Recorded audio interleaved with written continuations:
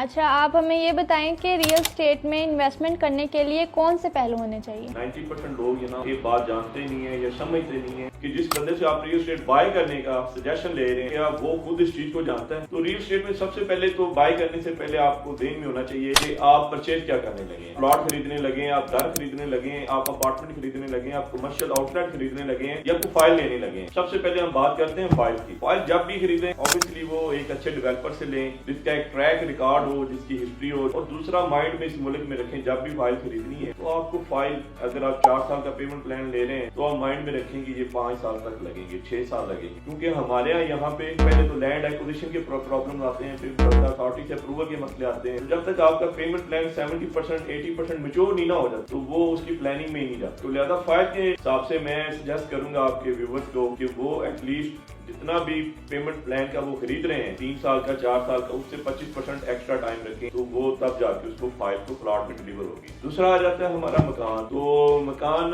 अब दो बातें, आप अपनी जरूरियात के लिए खरीद रहे हैं या इन्वेस्टमेंट के लिए ले रहे हैं। ऑब्वियसली इन्वेस्टमेंट के लिए ले रहे हैं तो देखना पड़ेगा कि आप ऐसी जगह पे लें जहाँ पे वो आपको रेंटल वैल्यू अच्छी दे, जहाँ पे मेंटेनेंस सर्विसेज बहुत अच्छी हो मुतलका सोसाइटी की, जहाँ पे आपकी प्रॉपर्टी पे कोई कब्जा ना हो सके तो वो डेवलप कौन करे। तो मकान लेते वक्त हमेशा एक अच्छे अदारे से प्रॉपर्टी खरीदें और अच्छी सोसाइटी से खरीदें जिसकी वो आपकी डॉक्यूमेंटेशन है मकान की मुतलका।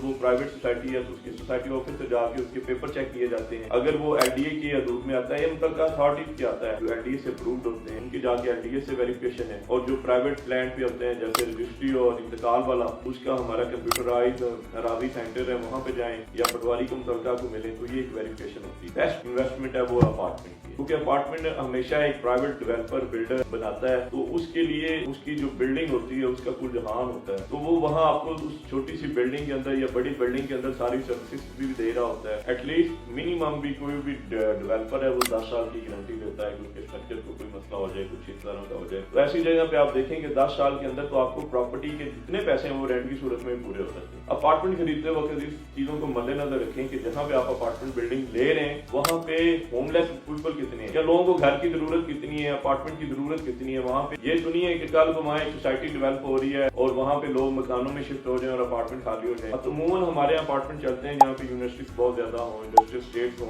हॉस्पिटल, स्कूल, कॉलेजेस हो। क्योंकि ये मेट्रोपॉलिटन सिटी है लाहौर, तो इसका एरिया जो है ना वो बड़ा मैटर करता है कि किस एरिया में ये बन रहा है। चौथी कमर्शियल आउटलेट है, कमर्शियल आउटलेट वहाँ जाना चाहिए जहाँ देखें कि प्रॉपर कमर्शियल बना हुआ है। ये नहीं है कि छोटी छोटी शॉप में आप चले जाएं। छोटी शॉप का जो दुकानदार होगा वो बहुत छोटा होगा, उसका बिजनेस का वॉल्यूम स्मॉल लेवल पे होगा, वो शायद आपको इतना अच्छा रेंट पे ना कर रहा हो। आप अच्छा आउटलेट लें जब भी कमर्शियल के लिए लें ताकि वहाँ पे कोई ब्रांड आ सके या बड़ा बिजनेस हो। तो ये मेरी सजेशन है कि फाइल से लेके अपार्टमेंट तक और मकान से लेके आउटलेट तक जब भी चीजों को लें ये सारी चीजों को मद्देनजर